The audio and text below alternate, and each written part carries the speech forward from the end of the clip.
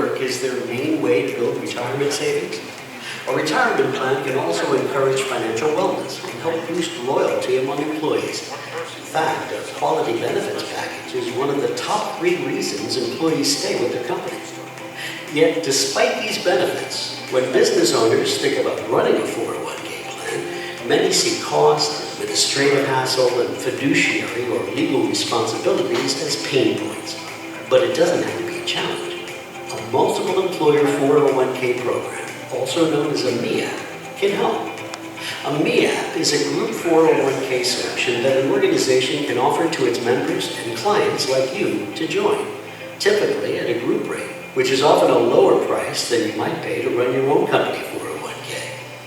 A MFMA gathers many tasks involved in operating a retirement plan and hands them over to the program's administrative and investment fiduciaries, moving many of them off your plate. That means you get the benefits of offering a 401k to employees without having to own all of that plan's responsibilities and legal obligations. Plus, you have the confidence of knowing that your organization and other participating businesses have vetted the plan. That's a win when you consider what it takes to sponsor or manage your own 401k versus what you'd experience after joining the program. The contrast is clear. Joining a 401k program could make the difference between spending time in the weeds of your plan's operations or doing what's profitable, running your business. Is a multiple employer 401k program right for you? We can help guide you in making the best decision for your employees and your business.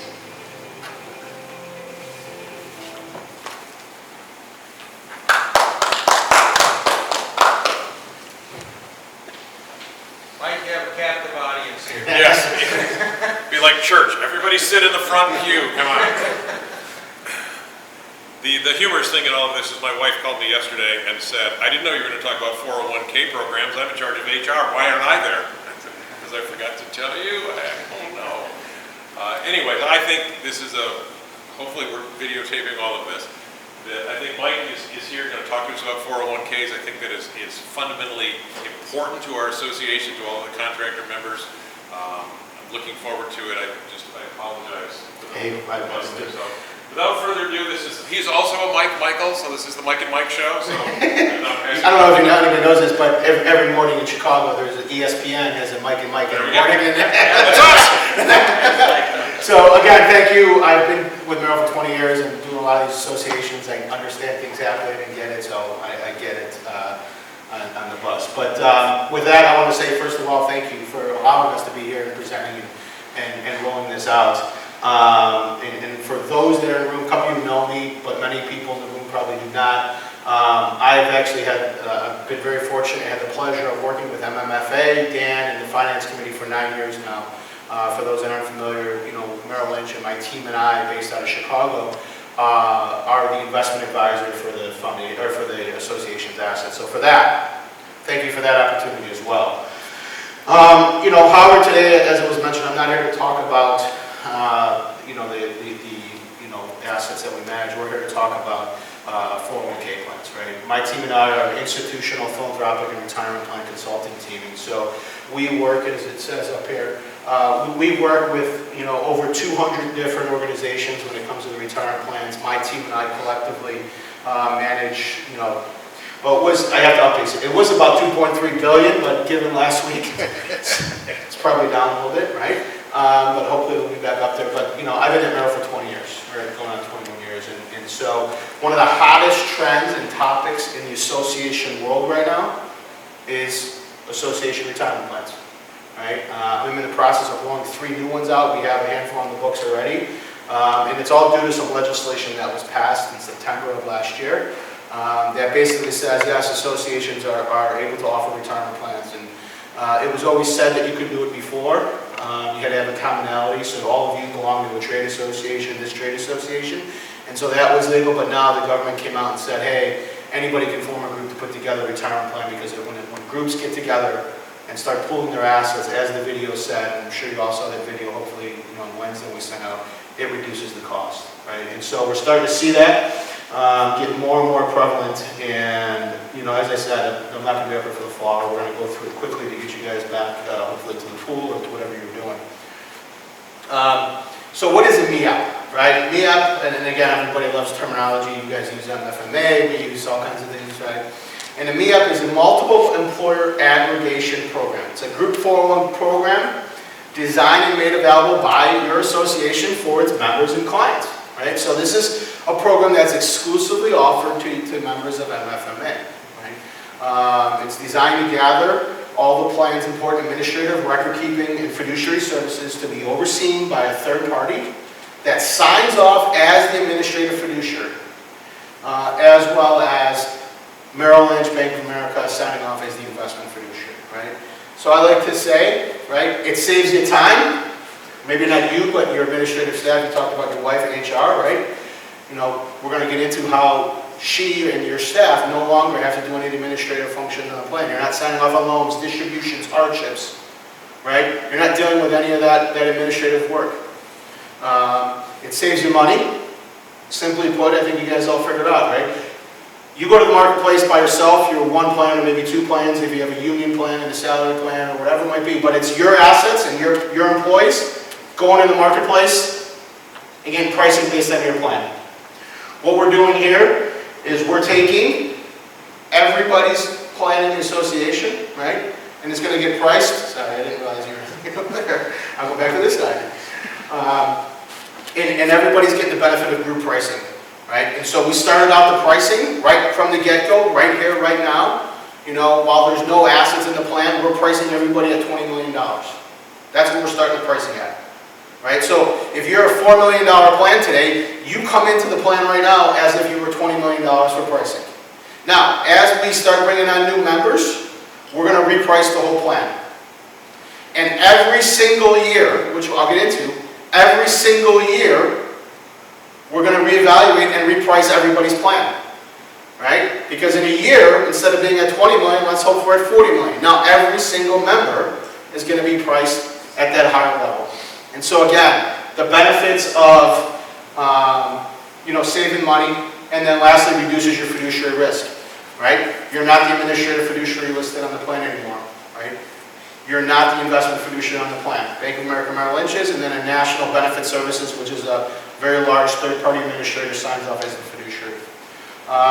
As it talks about here, many benefits. It talked about the asset pooling, the fiduciary relief, and outsource administration, pricing efficiencies, as I talked about.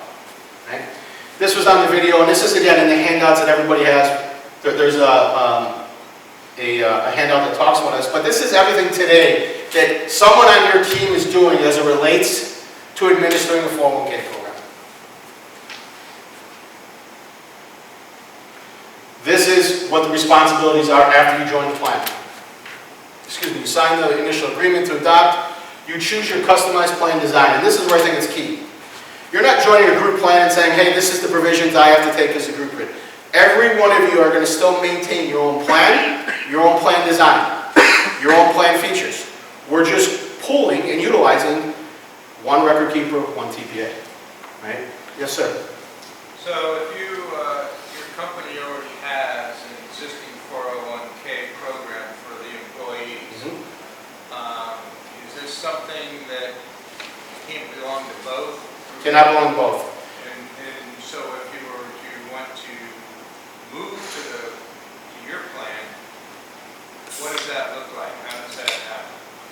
Great question. Brian, so I'm with Merrill Lynch. My colleague Brian from Lincoln Financial is here, and he's going to get up here and talk about that. What we have done is Merrill Lynch doesn't do the record-keeping administration for these types of plans.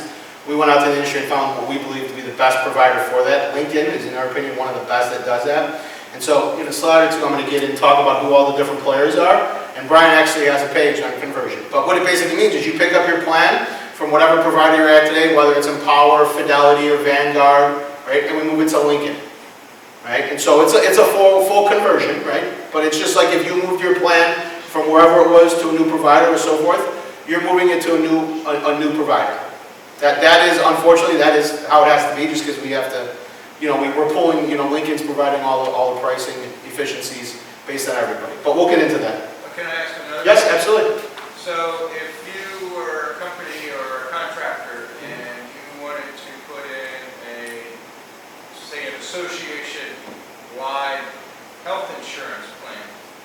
It covers all the dealers within the MFMA or what have you. Is that feasible or? So I've been doing this for 20 years. I happen to be licensed for health insurance. Unfortunately, we just don't do that in Merrill Lynch, right? But I know you can do that because I work with 24 or a dozen other associations, and I know 4 of them that do that. So yes, it can be done. Yes, I can refer you guys to the firm that does that for those other associations, but yes, you can offer a group. We actually have a very large association that is doing that right now. They rolled out our retirement plan, and now they're rolling out their health coverage through Mercer, with Mercer. I'm sure some of you might know who Mercer is, but through Mercer. So yes, you have the ability to do that as well.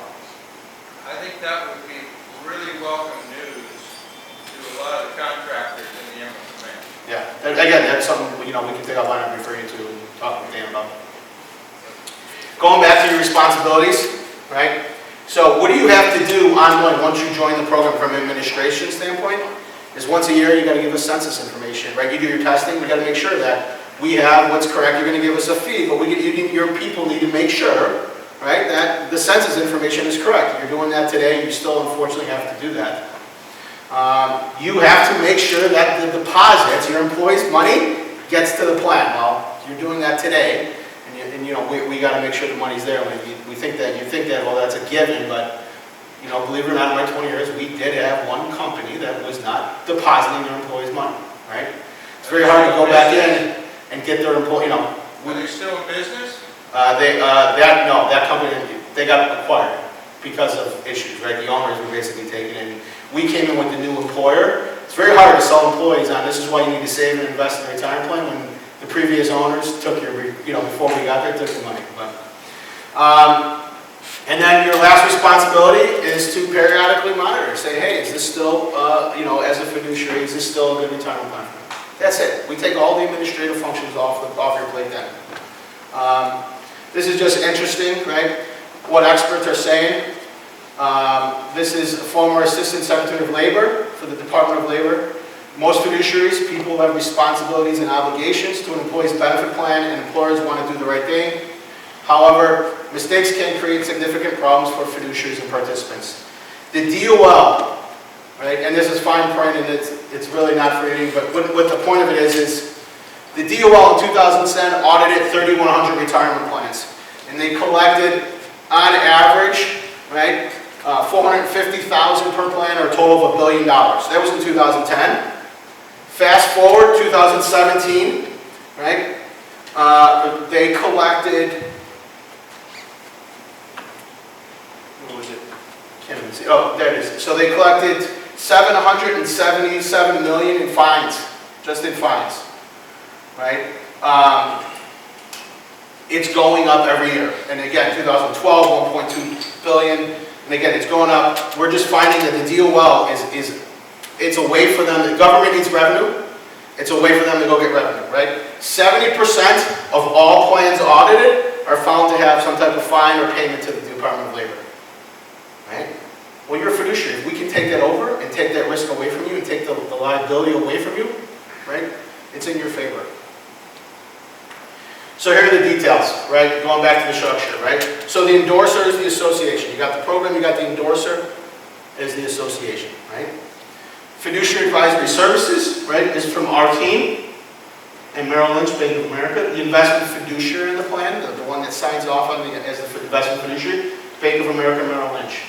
Over here, the provider, the day-to-day, the record keeper, the website your participants are going to go to, the app on your iPhone they're going to go to, the app on their phone they're going to go to, the firm that's doing the day-to-day, the platform, the statement provider, right? That's what we call a record keeper. That's Lincoln Financial. Brian's going to come up here in a second and talk about Lincoln. The third-party administrator, or the administrative fiduciary, is a national benefit services. They're just a national TPA, right? This is what all they do every day is administer 401k plans and sign off as fiduciary, right? Can I ask another question? Yeah, absolutely. Shoot me when I ask too many questions. No, this is what it's here for. Okay, so if people that sign up for this, not just as a corporation or a dealer or something like that, do we as individuals have the ability to help construct what are the assets or what our risk taking is, or is that all just a blanket across the board for all members? So every member, and we're going to get into this, you keep teeing me up. I did that on purpose. You're teeing me up. So in front of you, right, and we're going to talk about it in a second, but we as the fiduciary set the investment menu for the plan. And so it says snapshot report, right? This is the investment menu, right? You'll see it is best-in-class, low-cost funds. So you, as the individual, and if you don't have one in your packet, there's more up here, but it says snapshot report, line going across it. This is the investment menu. So you, as a participant, can choose from one of these 20-plus options. Vanguard target date funds, Vanguard index funds, right? So, you know, again, you want low-cost investing. We have those options. You want some best-in-class active management. We have that in here, right? So we, as the investment fiduciary, set that. We review that every quarter to make sure that this menu is always best-in-class. Right? But you as the participant choose from these funds. Right? Did that answer your question? Yeah, thank you. And so that's where it is everybody that joins the program has the same menu. So your employees, his employees, her employees, everybody has the same menu. It's one of the reasons and how we're able to get pricing efficiencies, right? Is you're pulling everybody and saying this is the menu across the board. It's how Lincoln is able to provide pricing efficiencies, right? Because they know it's, okay, all these plans are using the same menu from an administrative standpoint. So I got another question. Yes, sir. Sorry. You should just hold the mic, Jay. So, I just kind of forgot what I was going to say. But the point being is that if I got to remember what my question was. I'll come back to you. Okay. Again, it's truly a consultative approach, right? And that's one of the things I want, you know, one of the common misconceptions is that, oh, I'm going into this plan and my plan has to have these plan and features on it. It doesn't, right? Everybody's plan can be customized for what your company wants and needs are, right? So Jay's plan can have a different eligibility than Doug's, and Doug's plan can have a different eligibility than hers and his, right? Everybody has a different plan design, vesting, match, everybody can be different, right? So it's not that you have to have what somebody else has. It is really, truly customized for you. We work with you, again, I've been doing this for 20 years, to really develop your best-in-class retirement plan. I remember. Go ahead. So some of you don't even serve on our committee for the assets that we invest with Mike. And I can tell you this, and this is where I'll lead into my next question, but Mike has been very, very creative and sound advice to the MFMA that has helped us to increase the value of our funds that we invest with you. So the question is, do you use similar type of methodology or insights on an individual basis that would be available to us as individuals? Yes. Short answer, yes. Right? When we pick investment managers, so you start on a high level, we pick investment managers, we have a process that we go through and an 8-factor model process that we choose funds, and that's ultimately how we choose the portfolio that you're invested in inside the MFA. Same process goes into how we chose these 20-some funds here, and then if we're working with an individual, they want advice, guidance, right? We're going to use that same process in helping them develop their goals, risk tolerance, and time horizon, right? Thank you. In a retirement plan, there is a great target date option, right? And that's what we find most people like to use. It's to set it and forget it, rebalance, right? And so we feel having the best-in-class target date funds, most of those participants will be well off. Again, so helping making financial lives better. That's ultimately what my team and our team's goal is and mission, right? And we do that both for you as the plan fiduciary and for your employees, right? From your side of things, you want someone that you know you're going to get sound investment advice from, as you just mentioned, and your employees want the same thing. So we mirror the two things together through our team.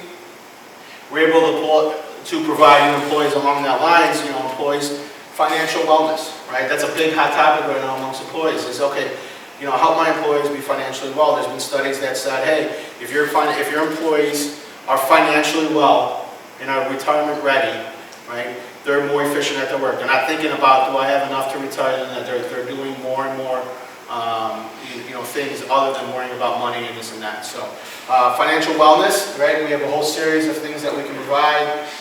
Different financial wellness workshops that are webinars, et cetera. So again, not just, hey, let's talk about your 401k, but hey, if you have a young workforce, do we need to talk about college planning, right? Or if you got an older workforce, right, ready for retirement, et cetera. So again, a whole avenue of workshops that we can provide through the program. I'm going to turn it over to Brian. I was going to touch briefly just from down there on the Lincoln side of things and talk about the conversion process. Awesome. Well, Mike, we appreciate it, and the partnership here with MFMA, we're very excited to be here. As Mike mentioned, when you think about Lincoln Financial, what we truly are is we are the technology behind your 401k program.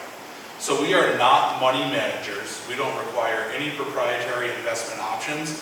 We allow Mike and his team the ability to go out there and find those best world-class investment money managers out there and offer them to you on a plan level. So when you think about Lincoln, we've been around now for 120 years. We are a US-based firm. We've actually been working in the pension space for close to 60 years. So really before self-directed retirement plans were a thing, we've been working with large corporations on the pension side. In terms of our offering, on the association standpoint, we have over 150 associations across the US that we're offering a very similar benefit to. Meaning we're consolidating, giving you the ability to pool assets, drive down costs associated with the plan, and mitigate a lot of the fiduciary responsibilities. What I wanted to share here today is really the team that goes into MFMA and your retirement group program here at Lincoln Financial. When you look at this list, as Mike mentioned, I am Brian Mouse. I work directly with Mike and onboarding new associations. From there, we have a group of team members. Keep in mind the average tenure on this list is over 12 years. So what that means for everybody here in the room, when we start a plan, we get it up running quickly and efficiently, make sure that that transition is super easy, and to provide a high-touch, sorry, I'm moving around for the camera, high-touch, world-class service model for each and every one of you here in the room today. Someone asked a question about transition. If we pop over here to the next slide, what we provide you is dedicated, in-person, singular point of contact transition services at Lincoln Financial. So start to finish, from your current provider to Lincoln, we have an individual at Lincoln Financial to do all the heavy lifting. What goes into really moving a plan from your provider to the association program? I'd say it's about 3 one-hour phone calls with our team to make sure we are doing everything correctly behind the scenes in conjunction with your previous record keeper to provide a world-class experience. On the screen here, we send out surveys to everybody we bring on board. Everyone can sit here and tell you they're great at what they do. We reach out to trusted plan sponsors like yourself here in the room and ask them how we did. Very great remarks across the board in terms of our servicing, our turnaround, and most importantly, when we say something will take 60 days, we stick to that 90-day turnaround. 60-day turnaround. When it takes how long we know it will take, we stick to that timeline for you and your business to make things quickly, smoothly, and efficiently done start to finish. Next, I mentioned Lincoln Financial. We are not a money manager, we are a technology firm. When we look at the next slide here, over the last 4 years, we've invested $400 million in technology for the plan participant, the plan sponsors, and the financial advisors. What's that mean for everybody here in the room? From the plan sponsor level, it's easy, on-demand access to all the information and features you need that surrounds your customized plan. For your participants, it's a world-class experience, giving them the information and data they need to get everything surrounding their retirement plan in one place within 2 clicks. Our technology allows for use online, calling an 800 number, on an Apple Watch, Android phones, Apple phones, everything is fully functional and transactional, giving them the information they need when they need it. With that, we want to touch a little bit on investments, and Mike, I'll kick it back over to you. Great.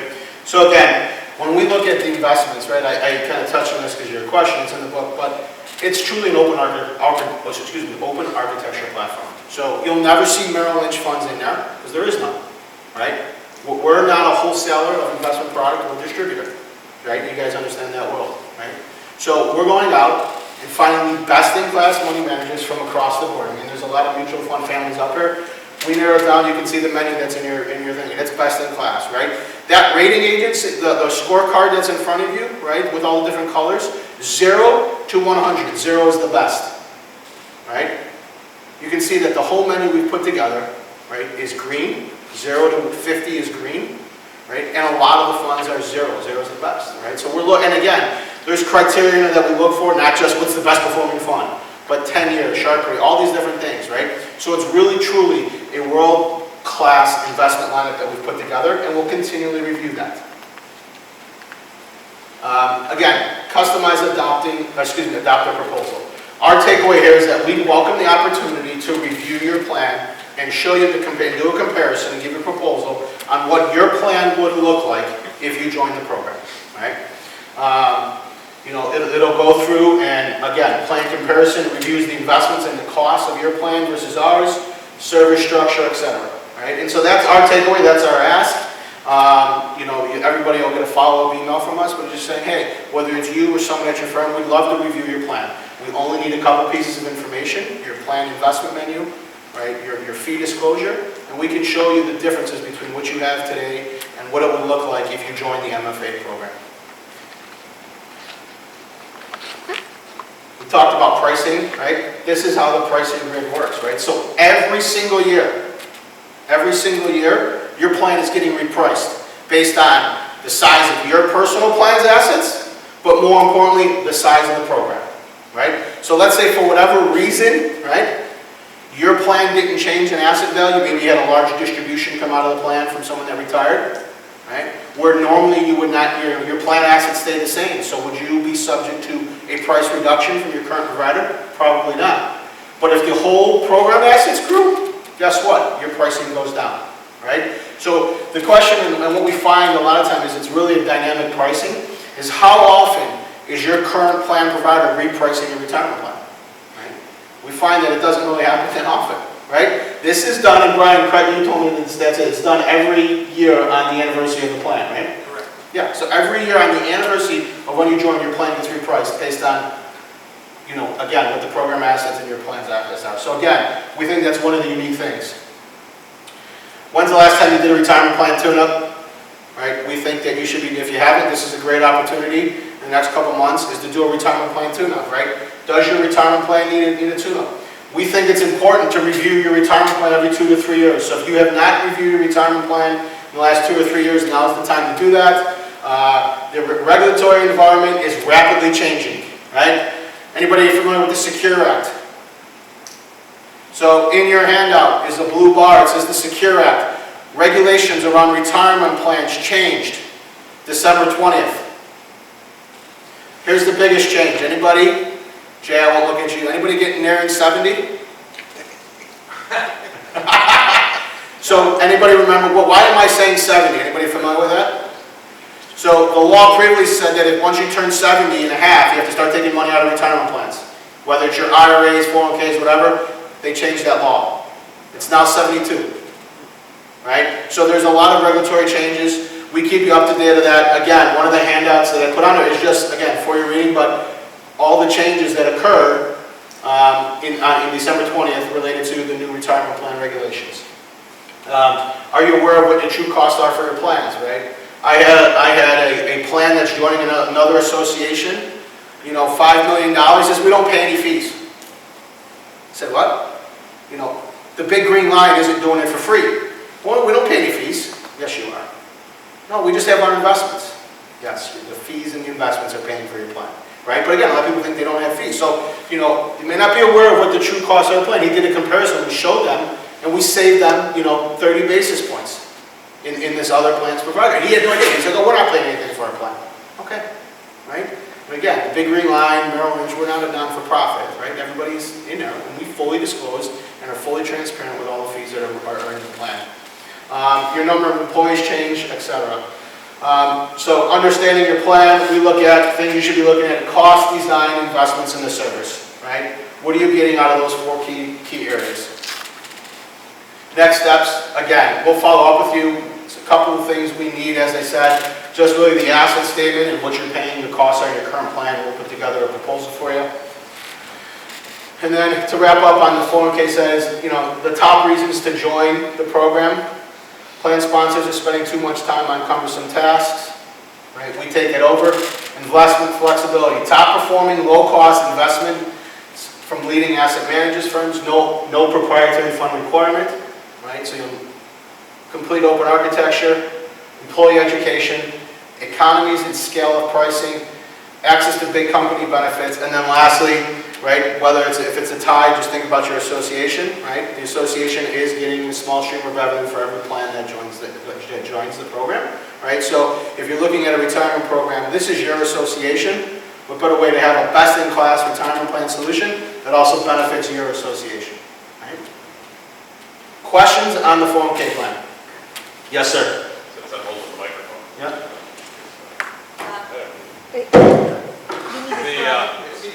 Yeah, I've never needed a mic. My question is, in order to stay a part of this benefit, I'm assuming that the employer has to remain a member of the MFMA. Correct. Okay. The next question is... By the way, as someone that's on for the association, there's a retention thing there for membership. Right? No, that's a great point. That's why I asked the question. Yes. My second question is, as you maybe it's Bruce, what do you typically see as areas of resistance or speed bumps, whatever, from somebody presenting? Because I'm playing this forward to play with my wife. I say, oh, just do a conversion. She's like, nah, I just got it set up. What arguments do you see against somebody like us, contractor, that has 30 full-time employees, that some are part of our 401k, some we can't seem to get them to understand that? What arguments would somebody like me give to you to say, no, I've got what I've got, I'm not going to convert? How do I get past that? So that is the number one issue we come across. People, I don't have the time. My plan is great, the market's doing great, my investments are doing great, why do I need to move? Right? Well, one, I'll show you cost savings. So right there, sometimes the employer is like, great, I'm saving. You know, again, we work with a large number of associations that do this. Our average savings is about 0.5%. So I have some members that are like, I'm saving 0.5% on $5 million or $3 million or $2 million, right? That's enough for me to move. I don't care what it's going to go, right? Other members that, you know, I literally had one number, we're going to save them $15,000 a year. CFO, Ms. Sharon Face, she goes, I agree, but she's like, you know what, right now, I don't need the $15,000 savings. She's like, I can't justify it. She's like, there will be a time when I need that $15,000 savings and we're moving the plan, but she's like, they're in the boat business, it's doing very well, and they just don't need to do it. She's like, when I need $15,000 savings, you'll get the plan. I said, great. I know it'll come because the economy's going to downturn and boat building's going to slow up and she's going to need it. Right? But that's it. It's the time. And I think Brian, you want to add to that is the conversion. Your wife, I don't want to have to deal with the conversion. Yeah, that's really going back 5 or 7 years. Some of the conversions that took place in the marketplace were a nightmare. It'd be very hard to move. What all the providers do, including Lincoln Financial, is we now have full-time individuals dedicated to implementing the plan. Whereas before we'd say we need X, Y, and Z from you. Until we get that, we can't move forward. Now we do a letter of intent with you. It allows us to fully engage with your current record keeper and do everything behind the scenes. Where we send you a weekly email saying this has been taken care of, here's the next thing we need signed from you, we're on track for XYZ date. Again, with positive first impressions in our dedicated support team at Lincoln, we've taken off the vast majority of heavy lifting associated with moving to retirement. The other thing we sell a little bit too is your benefit, right? Mike, you mentioned, you know, hey, I got half my people aren't in the plan and they really should, I can't figure out why. A lot of times when you switch providers and you bring someone new and it's fresh, we'll come up with some new ideas or some new ways that you put these people in, and it's a new reason to say, hey, this is why you need to join, right? We're out there something different. So we typically find that when we bring over a new plan, participation increases. So that's another benefit. Good. Kind of a piggyback to both those questions. What do you have in place that allows for quarterly meetings with employees or semi-annual meetings with employees at the workplace to help with employee engagement in the 401k? Yep, so twofold. So Lincoln, from a record keeping standpoint, has a team across the country of just education specialists. So that's all they do is they come out and just educate your employees. Merrill Lynch is also across the country. So I have a team of education specialists across the country. And then in certain locations where I have a 12-person team, we have clients across the country, right? we come out and say, hey, we're going to be in the area, we'd love to come in and see and do the education ourselves, right? We're going to be near. Next week I'm going to Miami, I'm doing just that. I looked up all our Miami plans and said, hey, I'm going to be near, anybody want education? And I had 3 of them said no, one said yes, stop in for an hour. And they said, Mike from Merrill is going to be here for an hour if anybody wants to meet with them, right? So threefold, Lincoln, Merrill, education specialist, and then my team. And that's why we have a 12-person team, and it's growing. So that's how we do, and there's nothing beats boots on the ground, and it's on that one of the slides that said reasons was group and one-on-one, right? And we think that's key. And then on top of it, webinars, right, all the stuff from Lincoln, multiple facets of getting employees educated. Okay? The last thing I'm going to touch on is not related to retirement plans. I'm sure it's been on everybody's mind, right? What happened last week? Well, Merrill Lynch, you know, and so I don't have a crystal ball, right? I was joking with people, I'm like, oh, I'm down in Puerto Rico right now, all this is going on, it must not be that big of a deal. We don't have a crystal ball, right? So here's what I will tell you, and I put up a couple slides, you can email these things out. I'm going to put the first one up, please, the FT.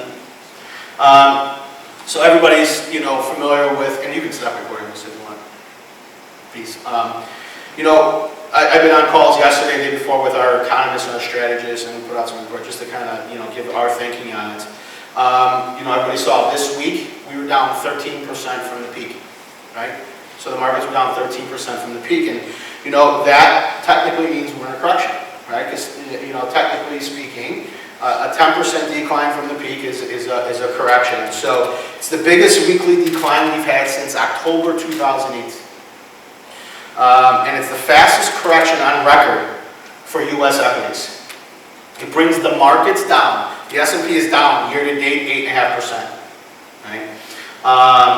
The World Health Organization has continued to caution against calling it a pandemic. Right? And I'm learning all this. It's not a pandemic yet.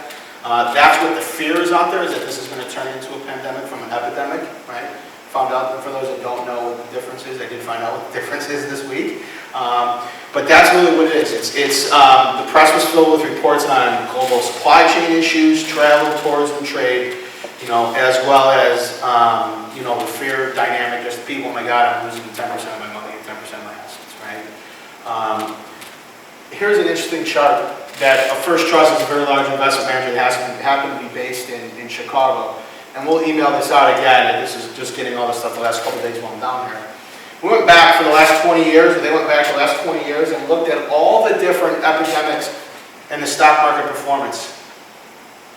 And here's what's interesting. You look at every one of them, right? SARS, and, you know, there was the Ebola, there's all these other ones. The consensus, and it's blurry up here, the consensus is 6 months after it was the outbreak, the S&P markets rallied and were up 8.8% on average. 1 year later, up over 11%. Right? You know, so again, from that standpoint, we think this will come back, and it will rally back. China's growth is going to be the weakest it's been since 1990, so there's some cause for concerns there. The markets, I think, are already pricing in a what-if scenario on a 10% decline in earnings, right? And companies are already starting to forecast that, hey, our earnings are not going to be as good or as expected. So the markets, I think, are already pricing that in a little bit, which is part of the sell-off. We're seeing, you know, here's another thing, and I was talking to a client about this yesterday, and it's really interesting. They're like, why are we seeing these big downturns so fast and so rapid all of a sudden? Down 1,000 points, down 1,100, down 700. And I think it really, you got to take a step back and look at what today's markets are comprised of, right? Today's markets are comprised mostly, 80% of all equity trades on a cash-for-cash basis, and 90% of all future or option trades are not done by a human. They're done by algorithms. They're done by computers, right? It's not really a fundamental, like you calling up and saying, get me out, or you think about the old days, right? Everything's done on an algorithm basis today. So markets drop, they hit a certain breakpoint, the computer sells, right? Computer takes a snapshot of how much should be in stocks, and how much should be in cash, and how much should be in bonds. And if there's a variance of a certain thing, computer sells, right? Another interesting fact, 90%, or excuse me, no, the other interesting fact was that assets in passive strategies are now greater than active strategies. What do I mean by that? There's more money in index funds today than there are as an active management. Why does that matter? Well, if you're a Vanguard 500 index fund, you said you have a computer algorithm that says Apple needs to be this much of the portfolio, this needs to be this much of the portfolio, and straight down, right? It's going to buy or sell accordingly just based on what the markets are doing. Whereas in an active strategy over here, you have an investment manager saying this is what we need to buy or no, don't sell, right? Or let's put some money to work. So the fact that majority of the assets are now in passive strategies has caused a rapid acceleration of, you know, the ups and downs of the markets. What can we expect? The Fed, we already kind of saw, and this is, I was talking earlier, right? The Fed came out after our call kind of yesterday where we projected, we said, hey, the Fed's going to step in and we think monetary policy, we think the Fed's going to cut rates. It is basically 100% priced in already that the Fed is going to cut 50 basis points in March. Bond futures are priced at 100% that we're going to cut 50 basis points in March. Now, there's a good chance that, again, we saw the markets on Friday. That's a good sign that we saw the markets after the Fed spoke, right? I don't know if anybody was paying attention, but Friday morning, it was down 1,100 points again, right? I was sitting down after breakfast and watching it. It was down 1,100 points again. We ended up down 350 yesterday, and that rally came late in the day. And then last night we were talking, Jane and I were talking, actually, the futures were up, and again this morning, futures are up 1% this morning, or close to 1%, 0.89%. Right? And that's because of the Fed. So if something doesn't happen, right, over the weekend, right, and there is not this huge, you know, pandemic next week, right, we think it's going to be a 50 basis point cut at the end of March when they meet, but there could be a potential for an emergency cut. If something happens, the Fed's going to step in and support it, and they've already said that, and so you could see an emergency cut come next week. But again, I think it's going to be, you know, 50 basis points. That's a good sign. Here's a couple interesting, I don't know if anybody's seen this. 10-year is at 1.16, right? So if you look at it, and again, that's the reason you're going to see the Fed cut 50 basis points. Fed fund rate to the 10-year is currently inverted right now, as of yesterday. And so the Fed's going to, you know, and that's the big thing is we're going into recession. There is a very likely chance if this turns into a pandemic and we didn't cut rates that we would go into a recession. I think the Fed's going to do everything they can to stop that. One sign of a recession is the inverted yield curve, and so right now, technically, right, the Fed fund is higher than the 10-year. However, the 10-year is still lower than the 30-year, right? So that's a good sign there. But I think again, the Fed cutting 50 basis points fixes that inverted yield curve, and I think that's why the Fed's going to come out and do it. You know, the other big issue is this a supply chain, or is there also an issue now with the demand side, right? We think right now it's just, you know, that we downgraded our growth estimate globally to 2.8%. So global growth we think is going to be at 2.8% for the next year. It's the first time since the financial crisis that we've been under 3%. We downgraded our U.S. growth by 2.1%. But again, that has a lot of people where sub 3% growth is that an issue, right? There's a lot of cause for concern about that. We don't think there is going to be unless you start seeing, you know, shock on the demand side. When demand says, oh, no, nobody has demand. Well, wait a minute, now the economy is starting to slow down, right? You have demand, but there's no supply. Okay, that's going to hurt growth. But if you have no demand and you have no supply, now we have an issue, right? Our key takeaways is panic selling is a big risk when the market is absorbing news in dramatic ways, right? Panic selling. Don't panic sell. The best days in the market typically follow the worst days. It's true. I can go back and put up all kinds of charts that shows you if you miss the best 10 days in the market, right, what it's done to your return. I mean, you look at the 20-year period from 93 to 2012. If you stayed invested in the market through those 20 years, and you think about 93 to 2012, it's the worst 20-year period we've ever had, you averaged over 7% a year. But if you missed the best 10 days, you only averaged 3%. You missed the best 100 days, you were in negative return. Right? The best days typically follow. Another couple stats. On average, through the stock market's history, we have 3 5% declines a year, and we have 1 10% decline a year. So, down 12%, right? If you think about it, okay, there's our average. We're down 10% this year. Think about 2018, right? Look at the fourth quarter, right? But then look what happened last year, rallied back, right? So again, on average, right, we have that downtime. It's not unrealistic. And then, the last key takeaway is each time the S&P has fallen 6 consecutive days with 8+% declines 10 times since 1948. I'll say that again. The S&P has fallen for 6 consecutive days for a total of 8% or more 10 times since 1948. It's basically what we just went through. Each time, the stocks were back up 12 months with an average return of 20+%.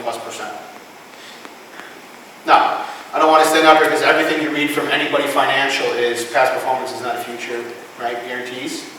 But the stock market, history repeats itself, right? And then here's another note. We were looking at this last night after kind of the Chinese market, we think the Chinese markets have already bottomed because we've already seen a 14% rally in the Chinese markets.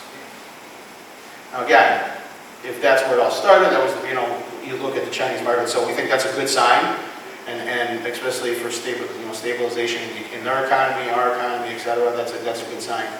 Our target is still 3,300.